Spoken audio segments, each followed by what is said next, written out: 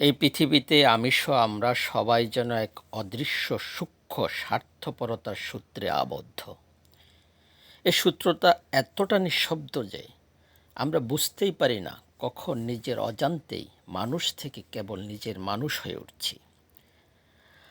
আর সমাজ নড়ে না যদি নিজের লাভ না থাকে, রাষ্ট্র সিদ্ধান্ত নেয় না যদি ক্ষমতা টিকে না থাকে, ব্যক্তি এগোয় না যদি নিজের হিসাব মিলে না যায়। স্বার্থপরতা ছাড়া যেন এক চুলো নড়ে না পৃথিবীর চাকাটা।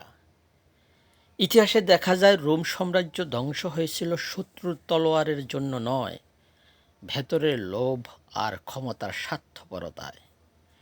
মোগল সাম্রাজ্য ভেঙে পড়েছিল ভাইয়ের বিরুদ্ধে ভাইয়ের ষড়যন্ত্রে।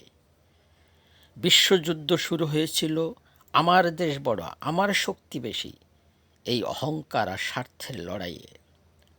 হিটলার বলেছিল জাতির উন্নতি, নেপোলিয়ন বলেছিল গৌরব, কিন্তু শেষ পর্যন্ত ইতিহাস লিখছে স্বার্থপরতার রক্তাক্ত পরিণতি। ইসলাম বলে যে শুধু নিজের জন্য চায়, ভাইয়ের জন্য চায় না, সে পূর্ণ মুমিন নয়। কোরআনে বারবার সতর্ক করছে, লোভ মানুষকে অন্ধ করে দেয়। শয়তানের পতন হয়েছিল ইবাদতের অভাবে নয়, অহংকার আর স্বার্থপর আমির কারণে।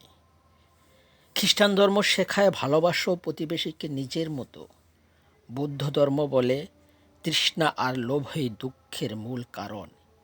হিন্দু দর্শনে বলা হয় স্বার্থের বন্ধনে আত্মার মুক্তির পথে সবচেয়ে বড় শৃঙ্খল।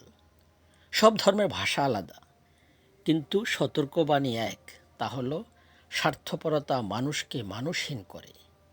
আজকের পৃথিবীতে রাজনীতিবিদ প্রতিশ্রুতি দেয় ভোটের স্বার্থে, ব্যবসায়ী মানবতা ভুলে যায় মুনাফার স্বার্থে, বন্ধুর সম্পর্ক ভেঙে যায় সুবিধার অভাবে, আত্মীয় চেনা যায় সম্পত্তির হিসাবের বেলায়।